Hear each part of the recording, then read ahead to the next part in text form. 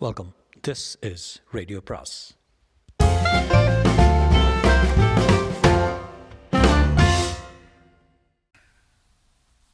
அனைவருக்கும் அன்பு வணக்கம். கல்கியின் பார்த்திபன் கனவு அத்தியாயம் 15. திரும்பிய குதிரை. குந்தவி குழந்தை பருவத்திலிருந்தே தந்தையின் பெண்ணாக வளர்ந்து வந்தவள் என்று முன்னமே குறிப்பிட்டிருக்கிறோம். நரசிம்ம சக்கரவர்த்தியே அவளுக்கு தாயும் தகப்பனும் ஆச்சாரியனும் உற்ற சிநேகிதனுமாயிருந்தவர். அவளுக்கு ஏதாவது மனக்கிலேசம் ஏற்பட்டால் அப்பாவிடம் சொல்லித்தான் ஆறுதல் பெறுவாள். சந்தேகம் வந்தால் அவரைத்தான் கேட்பாள். ஏதாவது குதூகலிக்கக்கூடிய விஷயம் நேர்ந்தாலும் அவரிடம் சொல்லி பகிர்ந்து கொண்டால்தான் அவளுக்கு பூர்ண திருப்தி உண்டாகும். ஒரு கதையோ கவிதையோ நன்றாயிருந்தால் அவரிடம் சொல்லி அனுபவிக்க வேண்டும். ஒரு சித்திரமோ சிற்பமோ அழகாய் இருந்தால் அவருடன் பார்த்து மகிழ வேண்டும். இப்படியெல்லாம் வெகு காலம் வரையில் மகளும் தந்தையும் இரண்டு உடம்பும் ஒரே உள்ளவுமாக ஒத்திருந்தார்கள். ஆனால் அந்த காலம் போய் 3 வருஷமாகிவிட்டது.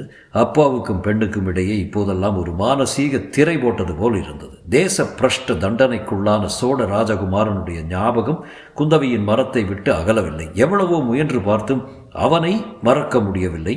அந்த ராஜகுமாரனை பற்றி குந்தவி பேச விரும்பினாள். ஆனால் யாரிடம் பேசுவது? இத்தனை நாளும் தன்னுடைய அந்தரங்க எண்ணங்கள், ஆசைகள் எல்லாவற்றையும் தந்தையிடமே சொல்லி வந்தாள். ஆனால் சோழ ராஜகுமாரன் விஷயமாக அவரிடம் மனம் விட்டு பேச முடியவில்லை.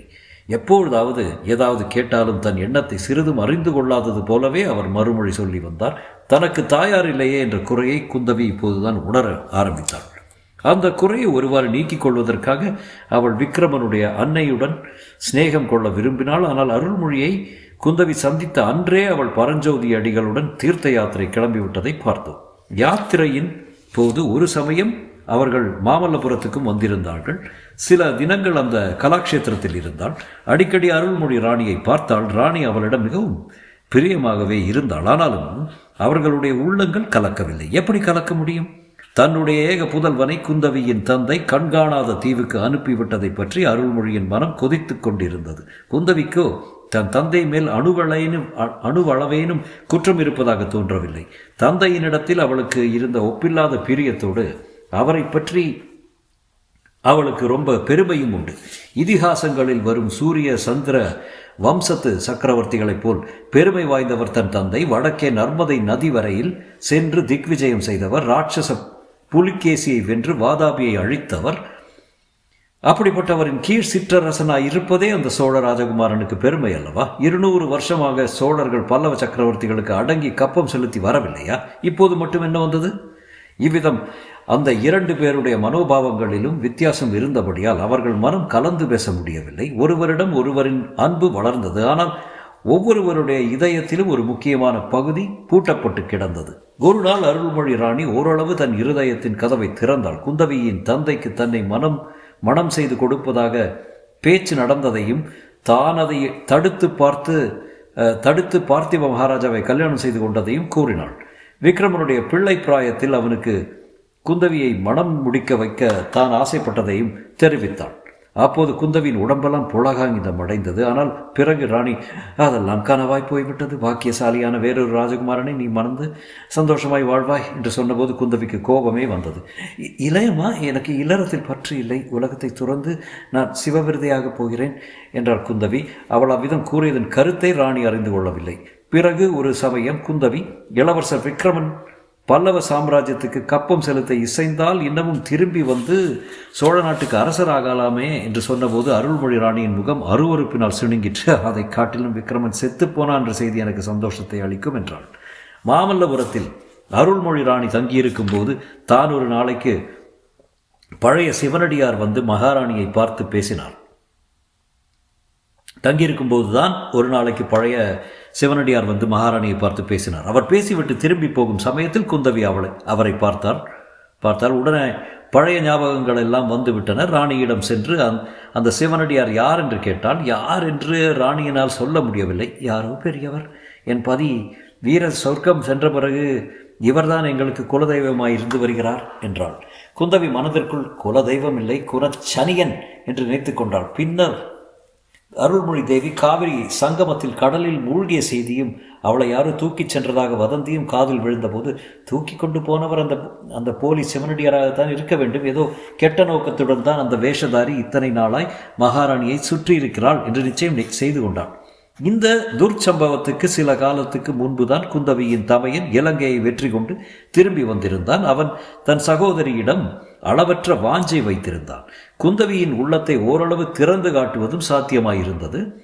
தன் சகோதரியின் மனோநிலையை உணர்ந்து மகேந்திரன் தானே செண்பகத்தீவுக்கு போய் விக்ரமனை எந்த சாக்கிட்டேனும் திருப்பி அழைத்து வர தீர்மானித்தான். இந்த எண்ணத்துடன் அவன் சக்கரவர்த்தியிடம் சாவகம், காம்போஜம் முதலிய கீழ்சமுத்திர தீவுகளுக்கு படையெடுத்து செல்ல அனுமதி கேட்டான். சக்கரவர்த்தி இதற்கு சம்மதியாமல் தமக்கே கடல் பிரயாணம் செய்யும் உத்தேசம் இருக்கிறது என்றும் அதனால் மகேந்திரன் யுவராஜ பதவியை வகித்து பல்லவ சாம்ராஜ்யத்தை பரிபாலிக்கும் பொறுப்பை வகிக்க வேண்டும் என்றும் வற்புறுத்தினார். மகேந்திரனால் இதை மறுக்க முடியவில்லை. இந்த நிலைமையில் குந்தவியின் வற்புறுத்தலின் மேல் மகேந்திரன் மாரப்ப பூபதியை சோழ நாட்டு சேனாதிபதியாக்கியதுடன் அவனை மாமல்லபுரத்துக்கும் தெரிவித்தான். சிவனடியாரை அவன் கண்டுபிடிக்க வேண்டும் என்றும் அவர் மூலமாக ராணி அருள்மொழி தேவி இருக்கும் இடத்தை அறிய வேண்டும் என்பதும் மாரப்ப பூபதிக்கு கட்டளை பிறந்தது. அதோடு குந்தவியும் மகேந்திரனும் உறையூர் வசந்த மாளிகையில் சில காலம் வந்து தங்கப் போவதாகவும் அதற்கு வேண்டிய ஆயத்தங்கள் செய்ய வேண்டும் என்றும் அறிவிக்கப்பட்டது. அவர்கள் உறையூர் போவதற்கு சக்கரவர்த்தியும் சம்மதம் கொடுக்கவே மகேந்திரனும் குந்தவியும் மற்ற பரிவாரங்கள் புடைசூழ ஒரு நாள் பிரயாணம் கிளம்பினார்கள். விக்ரமன் காட்டாற்று வெள்ளத்தில் அகப்பட்டு தப்பி பிழைத்த அன்றைக்கு மறுநாள் உச்சிப்போதில் அந்த காட்டாற்றுக்கு சுமார் ஒரு காத தூரத்தில் அவர்கள் வந்து கொண்டிருந்தார்கள். குந்தவி பல்லக்கிலும் மகேந்திரன் குதிரை மேலும் அமர்ந்து பிரயாணம் செய்தார்கள். மகேந்திரன் தன்னுடைய இலங்கை பிரயாணத்தை பற்றியும் அங்கே தான் நடத்திய யுத்தங்களை பற்றியும் தங்கைக்கு சொல்லிக் கொண்டு வந்தான். இலங்கை நாட்டின் நீர்வள நிலவளங்களை பற்றியும் வர்ணித்தான். குந்தவி வியப்புடன் கேட்டுக்கொண்டு வந்தாள். ஆனாலும் இடையிடையே அவளுடைய ஞாபகம் செண்பகத்தீவின் ரத்ன வியாபாரியின் மீது சென்று கொண்டிருந்தது. இது அவளுக்கு ஆச்சரியத்தை அளித்தது. அந்த ரத்ன வியாபாரி வராமல் போனதனால்தான் என்ன, எதற்காக தன் மனம் அவ்வளவு கவலை உறுகிறது என்று ஆச்சரியப்பட்டான். அவன் தனக்கு செண்பகத்தீவு என்று சொன்னபடியால் சோழ ராஜகுமாரனை பற்றி அவனிடம் விசாரிக்கும் ஆவல்தான் காரணம் என்று தன்னைத்தானே சமாதானம் செய்து கொண்டான். இல்லை இல்லை, அவர்கள் இருவருக்கும் உள்ள முக ஒற்றுமைதான் காரணம் என்று ஒரு மனம் சொல்லிற்று. ஆனால் அது உண்மையா அல்லது நம்முடைய கண்கள் தான் நம்ம ஏமாற்றி விட்டனவா? உண்மையில் அத்தகைய முக ஒற்றுமை இருந்தால் அப்பா அதை கவனித்துக்க மாட்டாரா? கவனித்திருந்தால் அவனை வழிப்பறிக்காரர்களிடந்து காப்பாற்றி உயர்வூருக்கு அனுப்பி வைத்திருப்பாரா? அதெல்லாம் இல்லை, நம்முடைய பிரமைதான் காரணம் என்று இன்னொரு மனம் சொல்லிற்று. இத்தகைய எண்ணங்களுக்கு மத்தியில் உறையூரில் ஒருவேளை அந்த ரத்ன வியாபாரியை சந்திப்போமா என்ற நினைவும் அடிக்கடி தோன்றிக் கொண்டிருந்தது. இப்படியெல்லாம் குந்தவி தன் மனத்திற்குள் எண்ணமிட்டுக் கொண்டும் ஒரு காதில் மகேந்திரனுடைய பேச்சை கேட்டு ஊங்கொட்டி கொண்டும் பிரயாணம் செய்து கொண்டிருக்கையில் எதிரே திடீரென்று தோன்றிய ஒரு காட்சி அவளை ஒரே அடியாக தூக்கி வாரி போட்டது. இத்தனைக்கும் அந்த காட்சி வேறொன்றும் இல்லை, சேணம் போட்டு அலங்கரிக்கப்பட்டிருந்த ஒரு உயர்ந்த ஜாதி குதிரை முதுகில் ஆள் இல்லாமல் தனியாக வந்து கொண்டிருந்த காட்சிதான். அதை கண்டு ஏன் அவ்வாறு குந்தவி திடுக்கிட வேண்டும்? அவளுக்கே தெரியவில்லை. குதிரை இன்னும் அருகில் வந்தது. அது அவளுடைய தந்தையின் குதிரைதான் என்பது ஐயமர தெரிந்தது. சில சமயம் சக்கரவர்த்தி அதில் ஏறி வந்திருப்பதை அவளை பார்த்திருக்கிறாள். அது எப்படி இங்கே வந்தது? ஒருவேளை அப்பா தான்? அவ்விதம் இருக்க முடியாது. அப்பாவிடம் காஞ்சியில் விடைபெற்று கொண்டுதானே கிளம்பினோம். நமக்கு முன்னால் அவர் எப்படி வந்திருக்க முடியும்? வந்திருந்தாலும் குதிரை ஏன் இப்போது தனியாக வருகிறது? சட்டென்று ஒரு விஷயம் ஞாபகம் வந்தது. ரத்ன வியாபாரிக்கு குதிரையும் கொடுத்து அனுப்பியதாக அப்பா சொன்னார் அல்லவா? குதிரைக்கு பதிலாக அவன் கொடுத்த ரத்னங்களையும் காட்டினார் அல்லவா? ஆமாம், ரத்ன வியாபாரி ஏறி சென்ற குதிரையை தான் இருக்க வேண்டும். ஆனால் அது ஏன் இப்போது தனித்து வருகிறது? ரத்ன வியாபாரி எங்கே? அவன் என்ன ஆனான்? குந்தவியின் அடிவயறு அப்படியே மேலே கிளம்பி அவளுடைய மார்பில் புகுந்து மூச்சை அடைத்து விட்டது போல் இருந்தது. அத்தியாயம் 16. ஆற்றங்கரையில். குந்தவியின் முகத்தில் தோன்றிய மாறுதலை மகேந்திரன் கவனித்தான். நதங்கா, என்ன என்றான். தனித்து வந்த குதிரையை வெறித்து நோக்கிய வண்ணம் இருந்தால் குந்தவி. அவள் வாயிலிருந்து வார்த்தை ஒன்றும் வரவில்லை. இதை கவனித்த மகேந்திரன், தங்காய், அதோ வருகிறது குதிரை தானே, புலிசிங்கம் இல்லையே, எதற்காக இப்படி பயப்படுகிறாய் என்று கேட்டான். குந்தவிக்கு ரோஷம் பிறந்தது, பேச்சும் வந்தது. புலிசிங்கமாக இருந்தால் என்னன்னா, நீ பக்கத்தில் இருக்கும்போது என்றாள். பின் ஏன் இப்படி வெறுத்து பார்க்கிறாய்? பேய் பிசாசுகளை கண்டதை போல. அண்ணா, அந்த குதிரை யாருடைய குதிரை தெரியுமா? தெரியாது. யாருடையது? அப்பாவினுடையது. என்ன? ஆமா, இதே மாதிரி உயர் ஜாதி குதிரைகள் 2 அப்பாவிடம் இருக்கின்றன. இது புஷ்பகம், இன்னொன்று பாரிஜாதம். அப்படியா? இது எப்படி இங்கே தெருகட்டு வருகிறது? அப்பாவிடம் தான் நாம் காஞ்சியில் விடைபெற்று கொண்டு கிளம்பினோமே. அவர் இந்த குதிரையில் வந்திருக்க முடியாது. செண்பகத்தீவின் ரத்ன வியாபாரிக்கு அப்பா தம் குதிரையை கொடுத்ததாக சொன்னார். ஓஹோ! இதற்குள் குதிரை மிகவும் நெருங்கி வந்து விட்டது. மகேந்திரன் கட்டளைப்படி உடனே வந்த வீரர்களில் ஒருவன் குதிரையை பிடித்து கொண்டான். அதை தன்னருகில் வரும்படி குந்தவி கூற அதன் முதுகை தடவி கொடுத்தாள். குதிரை உடம்பை சிலிர்த்து கொண்டு கனைத்தது. பிறகு குதிரையையும் பிரயாண கோஷ்டியோடு கொண்டு போனார்கள்.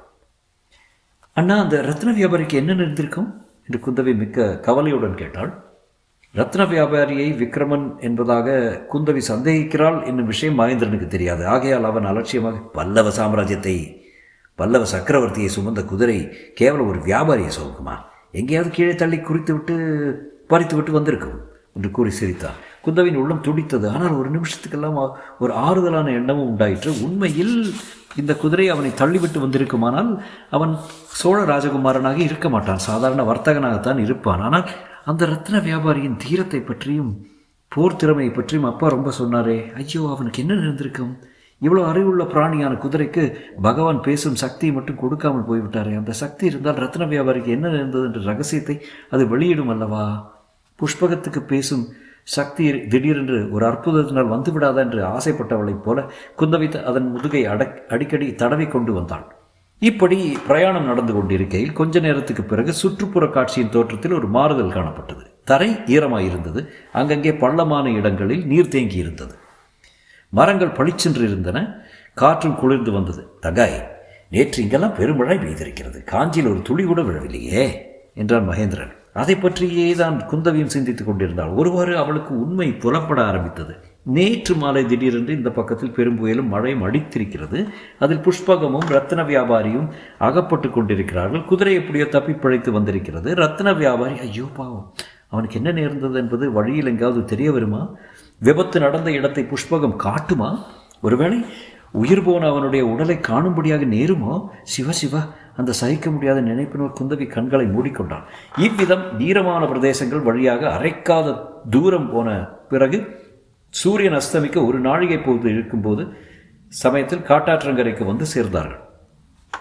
நேற்று மாலை அந்த காட்டாறு அளித்த காட்சிக்கு இப்போதைய காட்சி நேர்மாறாயிருந்தது. நேற்று அங்கே ஊழிக்காலத்து மகா பிரளயத்தை போல கண்ணு கெட்டிய தூரம் ஒரே ஜலப்பிரவாகமாக பிரம்மாண்டமான சூழல்களுடன் ஹோ என்ற பேரிரிச்சலுடன் அலைமோதி கொண்டு போன வெள்ளம் பார்க்க பீதிகரமான காட்சியை அளித்தது. இன்று அதே பிரதேசம் பிரளயத்துக்கு பிறகு ஏற்படும் புது உலக சிருஷ்டியில் நவ மோகனத்தை பெற்றிருந்தது. காட்டாற்றின் மத்தியில் முழங்கால் அளவு ஜலம் சலசலவென்ற சத்தத்துடன் போய்கொண்டிருந்தது. அஸ்தமன சூரியனின் பொற்கிரணங்கள் பசுமர கிளைகளின் வழியாக வந்து ஓடும் ஜலத்தின் தவழ்ந்து விளையாடி வர்ண ஜாலங்களை காட்டின. நதிக்கரை பறவைகள் மதுரகானம் செய்து கொண்டு மரங்களில் உள்ள கூடுகளை நோக்கி வந்தன. அழகும் அமைதியும் ஆனந்தமும் அங்கே குடிகொண்டிருந்தன. ஆனால் குந்தவியின் உள்ளத்திலோ நேற்று அங்கே அடித்த புயலும் மழையும் இப்போது குமுறிக்கொண்டிருந்தன. நேற்று அந்த காட்டாற்றில் பெருவெள்ளம் பெருகியிருக்க வேண்டும் என்று அவள் தெரிந்து கொண்டாள். நதிக்கரை மரங்களின் அடிமரத்தில் தண்ணீர் பிரவாகத்தின் புது அடையாளம் நன்றாக பதிந்திருந்தது. தாழ்ந்த கிளைகளில் வெள்ளத்தில் வந்த வைக்கோல் முதலியவை சிக்கிக் கொண்டிருந்தன. காட்டாற்று வெள்ளமாதலால் மளமளவென்று பெருகியிருக்க வேண்டும். ரத்ன வியாபாரியின் கதியை ஒருவாறு குந்தவி இப்போது ஊகித்தாள். காட்டாற்று வெள்ளத்தில் சக்தியை அறியாமல் அவன் நதியில் இறங்கியிருப்பான், அல்லது அவன் இறங்கிய பிறகு பிரவாகம் திடீரென்று பெருகி இருக்கும். குதிரை எப்படியோ தப்பி கரையேறி இருக்கிறது. பாவம், அது வெகு நேரம் கரையிலேயே ரத்ன வியாபாரியை எதிர்பார்த்து காத்திருந்திருக்கும். அவன் கரைக்கு வராமல் போகவே காஞ்சியை நோக்கி கிளம்பியிருக்கிறது. ரத்ன வியாபாரி, ஐயோ, பிரவாகத்துக்கு இரையாக இருக்க வேண்டும். அடாடா, தாயாரை பார்ப்பதற்காக அவசரமாக உறையூருக்கு போவதாக சக்கரவர்த்தியிடம் சொன்னானாமே, அவனுக்கு இந்த கதியா நேர வேண்டும். இப்படி குந்தவி எண்ணமிட்டு கொண்டிருக்கையில் பல்லக்கு நீரோட்டத்தின் அருகில் வந்தது. எல்லாரும் ஜலத்தில் இறங்கினார்கள். ஆனால் புஷ்பகம் மட்டும் நீரில் இறங்க தயங்கிற்று. நதிக்கரைக்கு வந்ததிலிருந்தே அதனுடைய தயக்கம் அதிகமாயிருந்ததை எல்லாரும் கவனித்தார்கள். அதை பிடித்து வந்த போர் வீரன் நீரோட்டத்தில் இறங்கும்படியாக அதை பலவந்தப்படுத்தினான். குதிரையும் இறங்கிற்று. அவ்வளவுதான். உடனே அது ஒரு திமிரி கொண்டு போர் வீரனுடைய பிடியிலிருந்து விடுவித்து கொண்டது. வந்த கரையை நோக்கி திரும்பி ஒரு பாய்ச்சலாக பாய்ந்து ஓடியது. கரையை அடைந்ததும் அது நிற்கவில்லை. வேகம் இன்னும் அதிகமாயிற்று. வில்லிலிருந்து கிளம்பிய ராமபாணம் என்பார்களே, அது மாதிரி 4 கால் பாய்ச்சலில் பறந்து ஓடி எல்லாரும் பார்த்து கொண்டிருக்கையிலேயே காஞ்சி செல்லும் சாலையில் கண்ணு கெட்டாத தூரம் வரையில் சென்று மறைந்தது. புஷ்பகம் என்று அப்பா பெயர் வைத்தது சரிதான். தரையில் அதன் கால்கள் தொட்டதாகவே தெரியவில்லையே என்றான் மகேந்திரன். அத்தியாயம் 17. தீனக்குரல். ராஜ பிரயாணிகளும் பரிவாரங்களும் அந்த காட்டாற்றங்கரையில் உணவருந்தினார்கள். விதவிதமான பட்சணங்களும் பான வகைகளும் குந்தவி, மகேந்திரன் இவர்கள் முன் வைக்கப்பட்டன. மகேந்திரன் உற்சாகமாக சாப்பிட்டான். குந்தவிக்கு ஒன்றும் வேண்டியிருக்கவில்லை. உணவுப் பொருட்களை ஆற்றங்கரை காக்கைகளுக்கு வீசி எறிந்து அவை பறந்து வந்து கவ்விக்கொள்வதை பார்த்து மகிழ்ந்தான். இந்த மகிழ்ச்சியும் வெளிப்படையானது தான். மனத்திலே அந்த காட்டாற்று வெள்ளத்தில் மூழ்கி கொண்டு போன ரத்ன வியாபாரியின் நினைவு பெரிய பாரமாயிருந்தது. ஆம், இறந்து போனவன் ரத்ன வியாபாரி தான், சோழ நாட்டு ராஜகுமாரன் அல்லன் என்று குந்தவி ஒருவாறு முடிவு செய்து கொண்டிருந்தால், தன் உள்ளத்தை கவர்ந்த சுகுமாரனுக்கு அத்தகைய கதி நேர்ந்தது என்ற எண்ணத்தை அவளால் சகிக்க முடியவில்லை. ஆகையால் அதில் நம்பிக்கையும் பிறக்கவில்லை. உணவருந்தி சற்று இளைப்பாறி விட்டு எல்லாரும் கிளம்பி கரையேறிய போது குந்தவிக்கு ஒரு நினைவு தோன்றியது. அகால மரணம் அடைந்தவர்களின் ஆவி அவர்கள் இறந்த இடத்திலேயே சுற்றி கொண்டிருக்கும் என்று சொல்வார்கள். அது உண்மையா? ஒருவேளை அந்த இளம் ரத்ன வியாபாரியின் ஆவியும் இந்த ஆற்றங்கரையிலேயே வட்டமிட்டு கொண்டிருக்குமா? நள்ளிரவில் இங்கே பயங்கரமாக அலருமோ? இப்படி அவள் எண்ணிய போது எங்கேயோ வெகு தொலை தூரத்திலிருந்து மிகவும் தீனமான ஒரு குரல் கேட்பது போல் இருந்தது. அந்த மெலிந்த குரல் அம்மா அம்மா என்பது போல் அவளுக்கு தோன்றியது. குந்தவியின் தேகம் சிலிர்த்தது. அது தன்னுடைய சித்தப்பிரமையா அல்லது உண்மையில் ரத்ன வியாபாரியின் ஆவி அலரும் குரல் தானா? அண்ணாவிடம் கேட்கலாம் என்று வாயெடுத்தால், ஆனால் பேசுவதற்கு நான் எழவில்லை. இது என்ன அதிசயம்! பல்லக்கு மேலே போக போக அந்த குரல் கெட்டியாகி வருகிறதே. ரத்ன வியாபாரியின் ஆவி தங்களை தொடர்ந்து வருகிறதா என்ன? இன்னும் சற்று தூரம் போனதும் அம்மா அம்மா என்னும் அந்த அபயக்குரல் தெளிவாக கேட்கத் தொடங்கியது. அது நிஜமான மனித குரலாகவே தொனித்தது. ஒருவாறு குந்தவி சமாளித்துக் கொண்டு, அண்ணா, ஏதோ தீனக்குரல் கேட்பது போல் இருக்கிறது, உனக்கு தெரிகிறதா என்று கேட்டான். ஆமாம் தங்காய், யாரோ அம்மா அம்மா என்று அலரும் குரல் கேட்கிறது என்று மகேந்திரன் சொல்லி குதிரை மேலிருந்தபடியே சுற்றுமுற்றும் பார்த்தான். அதுவும் அந்த மண்டபத்திலிருந்து குரல் வருவது போல் இருக்கிறது. ஆற்றங்கரையிலிருந்து கூப்பிடு தூரத்திலிருந்து தான் விக்ரமன் தங்கிய மகேந்திர மண்டபம் இருந்தது. சாலையில் அந்த மண்டபம் இருக்குமிடம் நெருங்கியதும் குரல் அங்கிருந்து தான் வருகிறது என்று ஐயமரத் தெரிந்தது. குந்தவி பல்லக்கை அந்த மண்டபத்தருகே கொண்டு போகச் சொன்னால், ஏதோ ஒரு அதிசயத்தை காணப்போகிறோம், பெரியதோர் ரகசியத்தை கண்டுபிடிக்கப் போகிறோம் என்ற எண்ணத்தினால் அவளுடைய நெஞ்சம் திக் திக் என்று அடித்து கொண்டது. மண்டபத்திலிருந்து வந்த குரல் விக்ரமனுடையது தான் என்று வாசகர்கள் ஊகித்திருப்பார்கள். அன்று காலையில் பொன்னன் ஆழ்ந்த தூக்கத்திலிருந்து கண் விழித்த எழுந்தபோது தனக்கு முன்னவே விக்ரமன் எழுந்து உட்கார்ந்திருப்பதை கண்டான். பொன்னா, கிளம்பலாமா என்று கேட்டான் விக்ரமன்.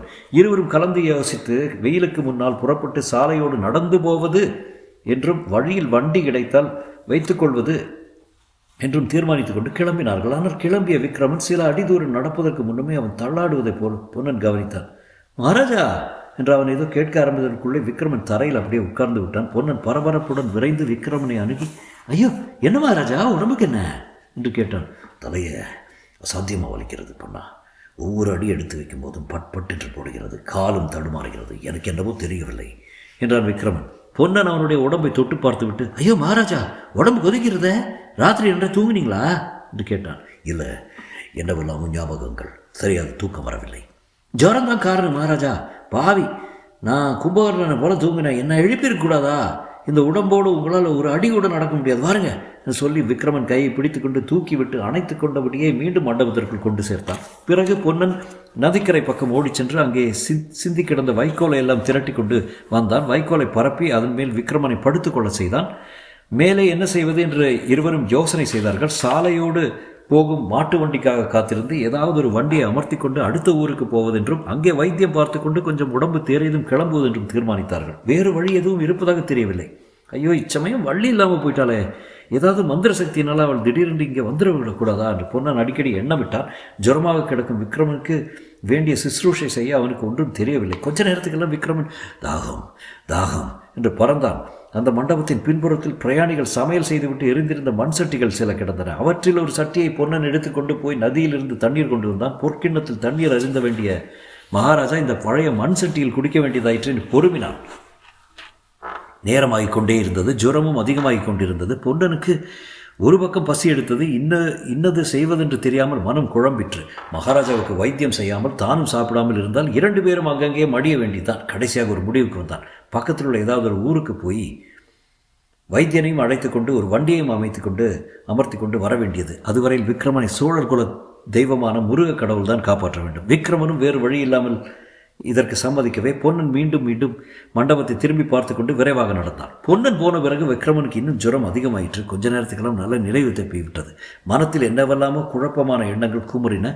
வாய் என்னென்னவோ சம்பந்தமில்லாத சொற்களை பிதற்றியது. அளவில்லாத வலியினால் உடம்பை முறித்து போட்டது. வர வர பலவீனம் அதிகமாயிற்று. கடைசியில் வாயிலிருந்து குமறிய சொற்கள் வருவது நின்று அம்மா அம்மா என்ற கதறல் மட்டும் தீனமான குரலில் வரத் தொடங்கியது. இப்படிப்பட்ட நிலைமையில்தான் குந்தவியின் பல்லக்கு அந்த மண்டப வாசலில் வந்து நின்றது. குந்தவி அவசரமாக பல்லக்கிலிருந்து இறங்கி மண்டபத்தின் வாசற்படியில் வந்து நின்று உள்ளே பார்த்தாள். ஆமாம், ரத்ன வியாபாரி தான். அவனுடைய பால் வடியும் முகம் தாப ஜுவரத்தினால் கோவைப்பழம் போல சிவந்திருந்தது. விசாலமான கண்கள் ஒரு கணம் மேல் நோக்கி திருதிருவென்று விழிப்பதும் மறுபடி மூடுவதுமாயிருந்தன. அம்மா அம்மா என்று வாய் அரற்றிற்று. இந்த காட்சியை கண்டதும் குந்தவியின் உள்ளத்தில் உண்டான உணர்ச்சி புரட்சியை உள்ளபடி விவரிப்பது இயலாத காரியம். வியப்பு, மகிழ்ச்சி, துக்கம், இரக்கம், அதில் பல்வேறு மாறுபட்ட உணர்ச்சிகள் ஒன்றோடொன்று கலந்து போராடின. எல்லாவற்றுக்கும் மேலாக பரபரப்பு விஞ்சி நின்றது. அண்ணா அண்ணா, இவன் ரத்ன வியாபாரி தான் அண்ணா. இவனுக்கு உடம்பு சரியில்லை போல இருக்கிறது. வைத்தியரை கூப்பிடு என்று கூச்சலிட்டான். ராஜ பிரயாணிகளுடன் கூட பிரயாணம் செய்த ராஜ வைத்தியர் வந்து பார்த்தார். கடுமையான விஷஜரம், உடனே சிகிச்சை செய்ய வேண்டும், குணமாவதற்கு 10 நாள் பிடிக்கும் என்றார். பாவம், இவனை நம்முடன் அழைத்து போலான்னா. செண்பகத்தீவை பற்றி இவனிடம் கேட்க வேண்டிய காரியம் இருக்கிறது அல்லவா என்றார் குந்தவி. பிறகு காரியங்கள் வெகு துரிதமாக நடந்தன. ராஜ வைத்தியர் ஏதோ மருந்து கொடுத்து கொண்டு வந்து விக்ரமனுடைய நாவில் தடவினார். பின்னர் அவனை தூக்கி கொண்டு வந்து குந்தவியின் பல்லக்கில் போட்டார்கள். குந்தவி குதிரை மீது ஏறிக்கொண்டால் மறுபடியும் பிரயாணம் ஆரம்பமாயிற்று. பொன்னன் போன இடத்தில் வெகு கஷ்டப்பட்டு ஒரு வைத்தியனை தேடி பிடித்தான். வண்டியும் அமர்த்தி கொண்டு மகேந்திர மண்டபத்துக்கு வந்து மகாராஜாவுக்கு எப்படி இருக்கிறதோ என்று திக்திக்கென்று நெஞ்சு அடித்துக்கொள்ள உள்ளே வந்து பார்த்தபோது மண்டபம் சூன்யமாக இருக்க கண்டான். அவன் தலையில் திடீரென்று இடி விழுந்தது போல் இருந்தது. தொடரும்.